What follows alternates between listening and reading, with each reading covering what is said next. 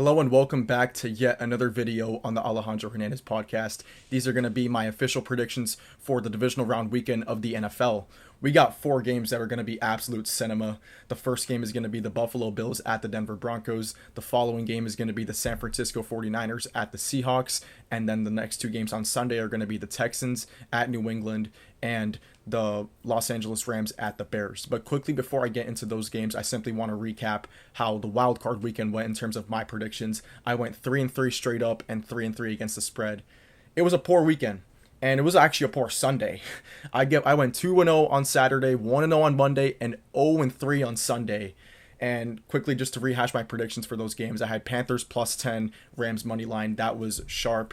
That was exactly how the game played out. I predicted the Panthers offense would keep up with the Rams offense, and that's exactly what happened. Then in the next game, I had Bears money line. That was an absolute roller coaster of a game. I had the Bears winning straight up at home against the Packers. And then on Sunday, I had the Jags over the Bills. And that was in me no way disrespecting the Bills. I was just so high on Jacksonville. I had so much faith in Trevor and Liam Cohen. And that game didn't disappoint. That game was a thriller. The Jags ended up losing in heartbreaking fashion. They had a multitude of mistakes in that game that ended up biting them. They had Trevor Lawrence slipping on that 4th and 1. They had Cam Little missing the field goal at the end of the half. And then obviously Trevor's interception on the final drive kind of put the nail in the coffin. And I'll get into why I'm so high on Buffalo now after going on the road and winning that game. Then for the 4:30 game, I had predicted the Eagles to win and cover. That was a terrible pick. And I should have caught on to how the Eagles had just not felt right all year and how the Niners were riding some momentum going into that game. And the Niners ended up winning straight up as 5.5-point underdogs. So credit to San Francisco. I was wrong. And then on the night game, it was probably my worst pick of all time. I once again trusted Justin Herbert in a playoff game, and he once again let me down. He played probably his worst game of his career. You can blame it on the offensive line. You can blame whoever, bro. Like, I think we got to stop giving Justin Herbert so many excuses because people say his offensive line. We saw Joe Burrow in 2021 take 8 sacks in a game and go into Tennessee, the number 1 overall seed, and beat them.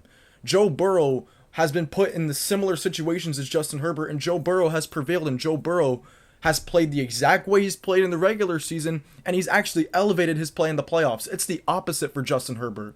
His play in the regular season, he plays at a high level, and then the second he enters the playoffs, he goes pumpkin mode. So I think the excuses have to stop for Justin Herbert. My faith will not be restored in Justin Herbert as an elite quarterback until he proves it in the postseason. So those are my thoughts on Chargers-Patriots. And then on the Monday night game, the Texans dominated the Steelers like I predicted they would. So that's my recap for Wildcard Weekend. I'm hoping to do better than 3-3. I at least want to go either 3-1 or 4-0 this week. Let's aim for 4-0, and I'll be getting into those predictions right now.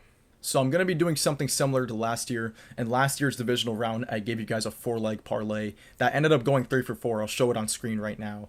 The Rams were the team that ended up ruining that parlay in heartbreaking fashion in Philadelphia. Had I had just taken them to cover the spread, that parlay would have hit. However, I was so confident in them going into Philly and winning, and they were this close to pulling it off. However, they were not able to pull it off, so that ended up going 3 for 4. I'm going to try giving you guys a 4 for 4 parlay this time around in this year's divisional round. So without further ado, let's get into my predictions. For the first game, it's going to be the Buffalo Bills traveling to Mile High to play the Denver Broncos. And my pick for this game is going to be Buffalo to win the game straight up. I'm going to be taking Bills money line in this spot. This is probably my most confident pick of the weekend. I think the Broncos are the most fraudulent 1 seed, probably all time. I mean, Bo Nix. When you think 1 seeds, you think of legendary quarterbacks like Mahomes, like Lamar, Joe Burrow, Josh Allen, and I'm talking this era. You don't think Bo Nix when you think of a number 1 overall seed in a conference. And when you look at it historically, when we're going to look back at this playoff run and the 2025 or 2026 playoffs, whatever you want to call it, this run, do you really envision Bo Nix being the quarterback to end Josh Allen's season? I don't see that happening. And I'll explain why. I'll explain logical reasons why. Denver's pass rush is their biggest strength. I think Buffalo is the one team that can neutralize that because they have one of the league's best offensive lines. They have the best tackle duo in Spencer Brown at right tackle and then Deion Dawkins at left tackle. And last week's matchup was bad for Buffalo because Jacksonville had the number 1 rushing defense in the NFL. That's not the case this time around. I believe where Denver's most vulnerable is stopping the run. So I think this game, the Bills are going to establish James Cook better. And especially with all the wide receiver injuries, I think the Bills' game plan is simply just going to be ball control. time of possession. They're going to want to limit Denver's possessions and just prolong their own. And you saw on fourth down how efficient Buffalo was with the tush push. I think they're going to be doing that again this time around in Denver, and especially with the crowd. I think running the football is the best way to beat this Denver team. It's just simply running the football, tiring out the crowd. If you're going to be going on 10 play, 12 play, 14 play drives, which is what Josh Allen has had to do because of the lack of explosive plays in the receiving game. They have Brandon Cooks, but he's probably good for probably 1 or 2 big plays in the game. He's not going to be your consistent wide receiver 1. They're also going to demand Keon Coleman to step up. But my point is that when Buffalo is going to be going on 10 play, 12 play, 14, 16 play drives, that's going to take the crowd out of the game because they're going to be so exhausted. And Buffalo's third down efficiency is very good with Josh Allen because he's good in his legs and with his arm. So I think Buffalo is going to control time of possession. They're going to run the football with James Cook. Josh Allen is going to make the plays in the biggest moments. And on the flip side, the Bills do have the number 1 passing defense in the NFL. And right now, I just don't think, like, in terms of the bye week, the first round bye, I think Denver is the team that least needed that. I think Denver needed to play in the wild card round because their offense all season has been, their reputation has been that they do not get off to fast starts. The Broncos have one of the highest 3-and-out percentages in the entire NFL on offense. Bo Nix just doesn't, for whatever reason, their opening script just results in 3-and-out after 3-and-out, after stall out after stall out. Denver does not get off to fast starts. On offense, I expect the Bills to take an early commanding lead, whether it's 7-0, 10-0, and they're just going to hold on to that lead for the whole game. I think Buffalo will go on consistent drives throughout the game. Josh Allen will not make mistakes. Bo Nix might even have to force himself into mistakes because he's going to notice that Denver's offense isn't getting anything going. Buffalo's lead is going to continue to add on, and Bo Nix is going to get reckless with the football, and I believe that the Bills will win the turnover battle in this game because Bo Nix is going to give them an opportunity or two to take the ball away. So obviously I trust Josh Allen way more than I trust Bo Nix in this spot, and I think Denver's defense is a little bit overrated. They gave up 26 points to Marcus Mariota in overtime. They gave up 26 to the Packers. They kind of struggled to beat the Chiefs with a third-string quarterback. Denver's had some very questionable performances this year, and I think Buffalo's been the way better team, the more consistent team, and has played the way better competition. So I trust Buffalo way more than I trust Denver in the spot. Give me the Bills to win comfortably by a score of 27-17. Now, for the next game, it's going to be the San Francisco 49ers going to Seattle to play the Seahawks. This game is very reminiscent. It's giving off the same vibes as the 2013 NFC Championship game between these two teams. The rivalry is alive and well. They obviously just matched up in Week 18. And my pick for this game, I bet the San Francisco 49ers early on in the week to cover the spread, which was set at plus 7.5. However, I think they win the game outright. I believe they win the game outright because I trust their coaching staff, I trust their quarterback, and I just trust their playoff experience more than I trust Seattle's. When you look at Sam Darnold's playoff track record or just big game track record, it's obviously not very good. He tends to throw a lot of interceptions. He tends to go pumpkin mode. He tends to just kind of melt down in these big game situations. And now he's dealing with an oblique injury. I think that plays a big factor in this game. And I trust Robert Saleh to make him uncomfortable all game long. I trust the San Francisco coaching staff to make plenty of adjustments from that Week 18 matchup. And obviously, Seattle did dominate them in that game, but their offense only put up 13 points. I think this game, like the last one, is very low scoring. And that game was flipped with one specific play. The Niners were in the red zone driving, and Christian McCaffrey bobbled a pass that ended up being an interception, which kind of pretty much sealed the game. But had they scored on that drive, the score is now 13-10. And Seattle's all of a sudden after dominating for 3.5 quarters in a close game. So I don't think Seattle's offense, I don't trust them in this spot. I don't trust Sam Darnold. I'm just going to come out and say I do not trust Sam Darnold. And the way Brock Purdy's playing right now, the level that he's playing at right now, the way he performed against the Colts, the Bears, the Eagles, Brock Purdy's on a heater. And right now I just don't trust Sam Darnold over Brock Purdy. I think Brock is very underrated. It's time to put some respect in his name. He's been playing at a supremely high level, and now we cannot go and point to all the weapons he has, because who does he really have besides Christian McCaffrey? No Ayuk, no Debo, no Kittle. He's throwing to Demarcus Robinson as his wide receiver 1, and they are getting Ricky Pearsall back in this game, so that's definitely a guy that they're going to want back, that they're going to utilize. And Ricky Pearsall also had 100 yards receiving in the Week 1 matchup between these two teams. So likewise to Denver, I don't think the bye week helped Seattle because they're still a very young team.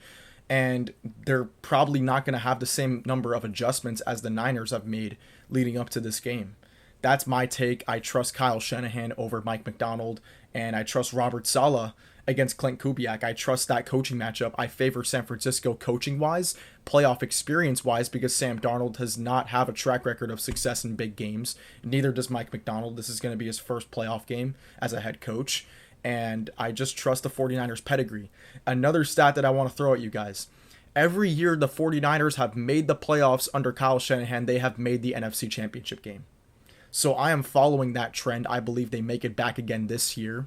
And this is obviously a big ask to go into Seattle, but we've been saying this all year about the 49ers. Well, it's a big task to overcome all these injuries. They've done that. It's a big task to keep winning these games with a bad defense. They keep doing it.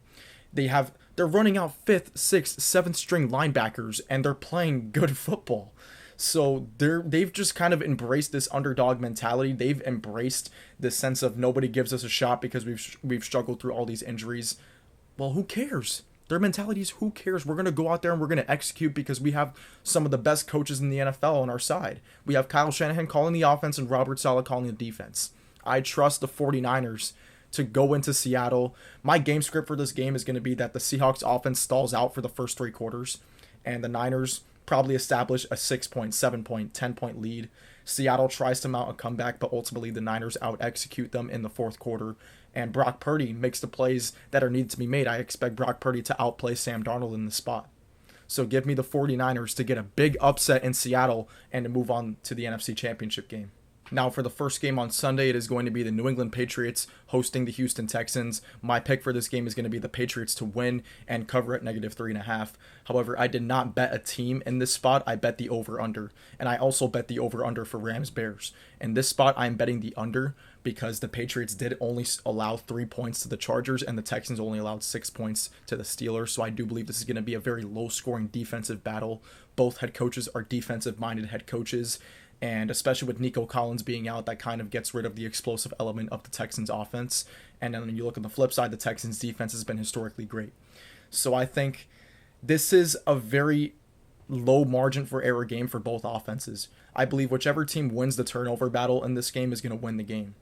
And I think New England is more buttoned up on both sides of the ball. I trust Josh McDaniels to pretty much scheme guys open. And I trust Drake May way more than I trust CJ Stroud in this spot. CJ Stroud, watching him in that Steelers game was very concerning.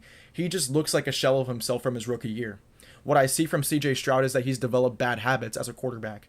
He was so used to having an atrocious offensive line that right now, instead of keeping his eyes downfield in the pocket, he's simply just looking around to the rush. He's paying so much attention to the pass rush. It's speeding up his internal clock as a passer. He wants to get the ball out in 1-2 seconds. He wants to go to his first read. He's not really trusting what he's seeing downfield, and it's causing him to get antsy in the pocket and very anxious, and that's what's causing all these fumbles. He's just so nervous of getting hit because of the amount of hits he's taken in his first 3 years in the league. So he's developed a lot of bad habits from having a bad offensive line. That's definitely at the fault of the Texans for not putting a good offensive line around him. But with that being said, that's why I trust Drake May over CJ Stroud. Drake May kind of brushed off those first playoff game jitters against the Chargers. I expect him to come out really sharp in this game. I think the Patriots are probably not going to have those explosive plays that they've had in the regular season. I think they're going to have to win this game methodically. They're going to have to win this game with 10-play, 12-play, 14-play drives, probably settle for a ton of field goals. This is definitely going to be a field goal game. So, yeah, I think that the Patriots are going to make less mistakes than the Texans. I think they're going to take better care of the football, and I see this being a very field goal game. I think both teams kick 3 to 4 field goals. However, the Patriots do find the end zone. My final score prediction is going to be 19-12. I find it very hard to believe that either team is going to crack higher than 21 points in this game. So that's why I love the under total score. I think the over-under is set at the over-under is set at 40.5. And I think that's a pretty high number for this game, given that these defenses allow a combined 9 points in the wild card round. So I like the Patriots. I like the home team. I like the team that has the better offensive coordinator in Josh McDaniels. Both teams have defensive head coaches. I think the Patriots are going to be more buttoned up. They're going to make less mistakes, and that's how they're going to win this game. So give me the Patriots to win and cover the spread, which is set at -3.5, and I will be betting the under 40.5 in this game as well. Now, for the final game of this divisional round weekend, the game that I'm most excited to watch, the game that I think will be the most thrilling and the most exciting, it's going to be the Bears hosting the Los Angeles Rams. And my pick for this game is going to be the Bears to win straight up. Yes, I am picking the Bears once again to win as an underdog in thrilling fashion, and for a multitude of reasons. Obviously, the Rams broke my heart several times. I've picked them to win in Philly twice. They've lost in heartbreaking fashion in both those games. I also picked them and I bet them to beat Seattle in Seattle, I believe in week 16 on Thursday Night Football, and they had a 16-point lead and blew it. And then I also live bet them against the Atlanta Falcons, and they ended up losing in heartbreaking fashion as well in that game in week 17.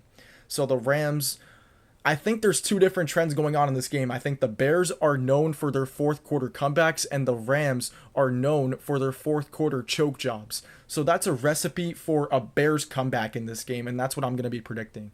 I think that this game, the thing I bet in this game was the over total score, which is set at 49.5. I think this game just screams shootout. You have two of probably the worst defenses left in the entire playoffs in the Rams and the Bears. They just allow so many explosive plays. Their secondaries are definitely the worst left among the teams remaining in the playoffs. And these offenses are probably the two most explosive offenses. So you have the two most explosive offenses against the two most vulnerable defenses. That just screams shootout. I don't think the weather plays a factor in how these teams score. I think both teams are going to have no issues moving the ball up and down the field on these defenses. And I also think both head coaches know how good their offenses are and how bad their defenses are, that they're going to be coaching in a very aggressive manner. I expect Ben Johnson, the same way he was in Green against the Packers, I think he's going to be going forward a lot on fourth down. Sean McVay will also be going forward a lot on fourth down. Both these coaches know that their defenses cannot stop a freaking leak in a pipe. So they're going to be very aggressive on offense. I'm expecting a shootout, which is why I bet the over total score, which is set at 49.5. So the way I see this game playing out is Matthew Stafford probably throws for 250 yards in the first half, 2 touchdowns. The Rams probably take a 7-point, 10-point lead in the first half. However, Rams fans will know no lead is safe, and the Bears are comfortable being down 10 points because they've done it all season.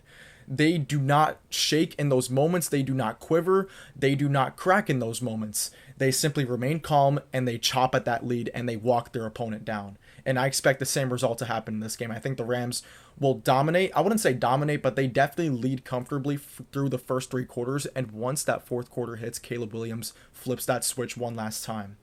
And I think that the Bears will mount a great comeback in the fourth quarter. The Rams will lose once again in heartbreaking fashion, and the Bears will win in thrilling fashion. So that is my prediction for this final game. My score prediction is going to be 38-35. Bears win it. Caleb Williams and this Bears offense probably struggles early on like they have in most games. And then in that second half, Ben Johnson makes his adjustments. They flip that switch. Colston Loveland dominates. Luther Burden, DJ Moore, Roma Dunze all have big plays. This is going to be a thriller. This is going to be an absolute instant classic, and I'm going to be on the Bears side again. I was on the Bears side in Week 16 against the Packers. I was on the Bears side against the Packers in the wild card round. I am going to be on the Bears side once again, and no matter how many points they trail by in this game, it could be 18 like it was in Green Bay. I will not be worried because I know who my quarterback is. I know who my head coach is, and that's Ben Johnson and Caleb Williams. That's the side I want to be on. I don't want to be on the side of Sean McVay and Matthew Stafford. Don't get me wrong. They're excellent. They're Super Bowl champions. However, as of recently, they are so hard to trust because although you know they're the better team, you know that they're known for choking. And you're just going to see it happening as the game progresses. So that's my prediction for this game. I have Bears winning in thrilling fashion. And that is going to be it for this video. And I will see you guys next week. Or actually, no, I'm going to be uploading a video tomorrow, either Sunday or Monday morning. I'm going to be doing a breakdown of the national championship, versus Indiana. So that's going to be the next video that I upload. But until then, I will see you guys next time.